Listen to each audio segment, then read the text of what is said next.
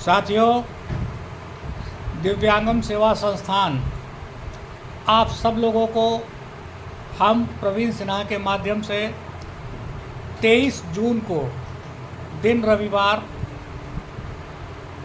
शाम को 4 बजे हज़रतगंज में फ़खरुद्दीन अली सभागार में एक दिव्यांग प्रोत्साहन पुरस्कार वितरण के साथ साथ दिव्यांग कवि सम्मेलन और मुशायरे में आप सब लोगों को खुले दिल से आमंत्रित करता है।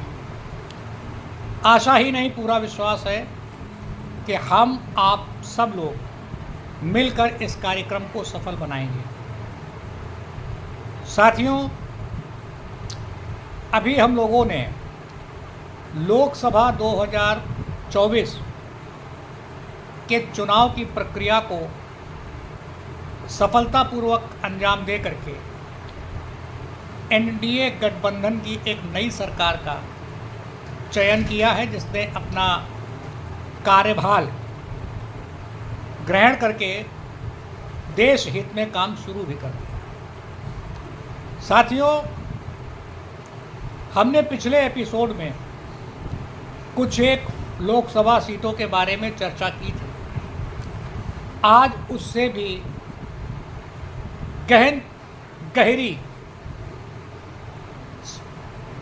चर्चा होने वाली है, और ये चर्चा है भारतीय जनता पार्टी द्वारा मध्य प्रदेश की सभी 29 सीटों पर जो सफलता हासिल की गई है उसमें से एक सीट की। हाँ साथियों, ये वो एक सीट है लोकसभा इंदौर की, जहां पर न केवल एक रिकॉर्ड बना है बल्कि एक नई समस्या का भी जन्म हुआ। साथियों, वहाँ पर मध्य प्रदेश की सभी 29 सीटों पर भारतीय जनता पार्टी और कांग्रेस की सीधी टक्कर थी। भारतीय जनता पार्टी से एक शंकर लालवानी नाम के एक प्रत्याशी खड़े हुए थे, जो विजयी घोषित किए गए आखिरी में, और उनके खिलाफ कांग्रेस के अक्षय कांति बम प्रत्याशी बनाए गए। अक्षय कांति बम ने कांग्रेस की तरफ से पहले पर्चा दाखिल किया और फिर पर्चा दाखिल करने के बाद नाम वापस लिया, और नाम वापस लेके वो भारतीय जनता पार्टी के सदस्य बन गए। यह आपने सही सुना कि कोई भी एक गैर भारतीय जनता पार्टी प्रत्याशी बीच चुनाव में कांग्रेस छोड़ करके भारतीय जनता पार्टी की सदस्यता ले ले। और इस चुनाव का परिणाम ये हुआ कि भारतीय जनता पार्टी के शंकर लालवानी जी को 12,26,751 वोट मिले। 12,26,751, और उनका जीत का अंतर 10,09,000 का था। सोचिए जरा, दिमाग पर जोर दीजिए कि बाकी जो लगभग 2,18,000 का वोट था वो किधर गया, जबकि प्रमुख विपक्षी दल ने अपना नाम वापस ले लिया था। नहीं सोच सकते आप, क्योंकि उस तरफ सभी 543 सीटों पर किसी भी मतदाता का वो ध्यान नहीं गया। साहब लालवानी जी को मिलने के अलावा 2,18,000 वोट नोटा को गया। नोटा, जी हाँ, नन ऑफ दिस, माने जितने भी प्रत्याशी खड़े उनमें से किसी को भी नहीं। और ये वोट जानते हैं किसका था? उस क्षेत्र की रहने वाली 14% मुस्लिम आबादी का।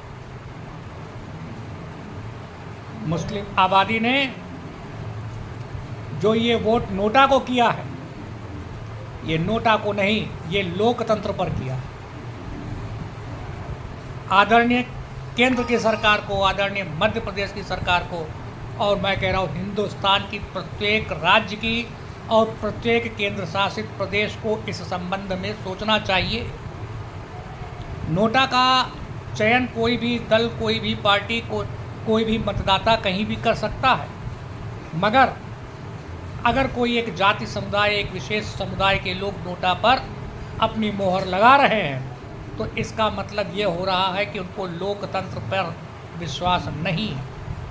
और जिसको लोकतंत्र पर, हिंदुस्तान के लोकतंत्र पर विश्वास ना हो तो ऐसे समुदाय को केंद्र और राज्य सरकारों से मिलने वाली सहूलियतों पर रोक लगा देनी चाहिए। ये मेरा दिव्यांगम चैनल के माध्यम से केंद्र सरकार, मध्य प्रदेश सरकार और देश की अन्य सभी राज्य सरकारों से विनम्र निवेदन है। मैं ये नहीं कहता कि आप भारतीय जनता पार्टी को कोई लोग वोट करो। मैं भी कभी गैर भाजपाई हुआ करता था, मैंने भी कभी गैर भाजपा दलों को वोट किया है,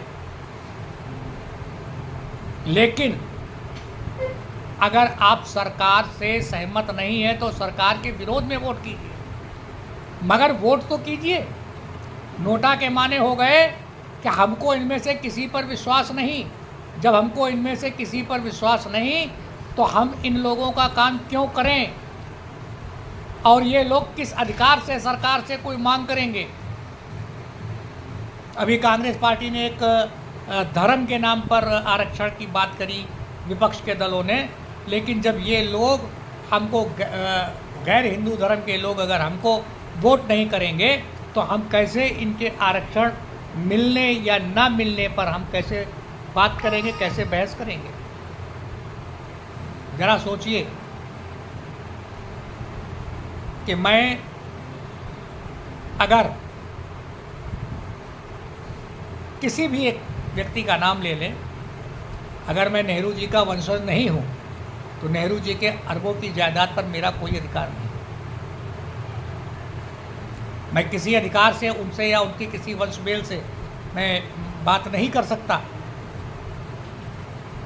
अगर मैं लालू जी का, अगर मैं शुभचिंतक नहीं हूँ, उनके जाति समुदाय, उनके ख़ानदान से जुड़ा नहीं हूँ, तो मैं उनके किसी भी विरासत पर बात नहीं कर सकता।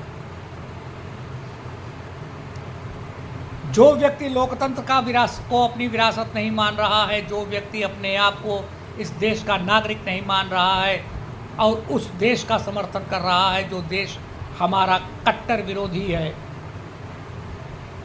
तो ऐसे लोगों को ना उज्ज्वला योजना, ना सुलभ शौचालय, ना मुद्रा योजना, ना मुख्यमंत्री आवास, ना प्रधानमंत्री आवास, ना प्रधानमंत्री स्वरोजगार योजना, किसी भी योजना का लाभ नहीं मिलना चाहिए। ये एक लोकतांत्रिक प्रक्रिया के हिसाब से बात कह रहा हूँ, लेकिन इसका उलट एक बहुत गंभीर समस्या सामने आ रही है। और गंभीर समस्या ये सामने आ रही है कि आज एक लोकसभा क्षेत्र में ऐसी घटना घटी है, कल को अगर 2 और लोकसभा और 543 लोकसभाओं में अगर इस तरह की घटनाएं घटने लगी तो क्या संदेश जाएगा? क्या हम दूसरे पाकिस्तान की मांग कर रहे हैं? क्या हम दूसरे खालिस्तान की मांग कर रहे हैं? क्या हम हिंदुस्तान से अलग होने की मांग कर रहे हैं? सरकार को ऐसे देशद्रोह और विद्रोह के किसी भी कार्य को समझना चाहिए, उनकी मंशा को समझना चाहिए। मैं उम्मीद करता हूं कि मेरे आज के एपिसोड को जनता का तो समर्थन मिलेगा ही मिलेगा, और उसके साथ साथ जो भी सरकारें इस मुद्दे पर कुछ बात कहना चाह रही हैं, कुछ काम करना चाह रही हैं, क्योंकि जिस तरह से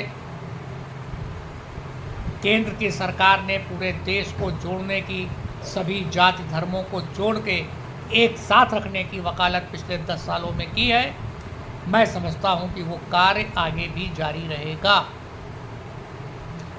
और ऐसे विद्रोही क्रियाकलापों को ठीक उसी तरह कुचला जाएगा जैसे कभी जेएनयू में जो नारे लगाने वाले लोग थे, भारत तेरे टुकड़े होंगे ईशा अल्लाह ईशा अल्लाह, अफजल हम शर्मिंदा हैं तेरे कातिल जिंदा हैं का नारा देने वालों को जिस तरह से दिल्ली की जनता ने धूल धूसरित किया है, उसी तरह केंद्र सरकार भी ऐसी मंशाओं को जो देश को तोड़ने की वकालत कर रही हैं, ऐसा अगर हमें कहीं प्रतीत भी होता है तो उन मंशाओं को धूल धूसरित करने में कोई कसर नहीं छोड़ेगी। इस विश्वास के साथ मैं आज के अपने इस कार्यक्रम को, एपिसोड को समाप्त करता हूं और अगले एपिसोड में आपसे मिलने से पहले एक बार फिर से आपको याद दिला दे कि फ़खरुद्दीन अली अहमद हज़रतगंज में 23 जून सन 2024 को एक दिव्यांगों के प्रोत्साहन और सम्मान के कार्यक्रम के साथ साथ एक दिव्यांग मुशायरा और कवि सम्मेलन का आयोजन हो रहा है। मैं भी वहां मिलूंगा और उम्मीद करता हूं कि मेरे इस आज के एपिसोड पर जिन लोगों ने इस कार्यक्रम की जानकारी ली है उनसे भी मैं वहां रूबरू होऊंगा। तब तक के लिए जय हिंद।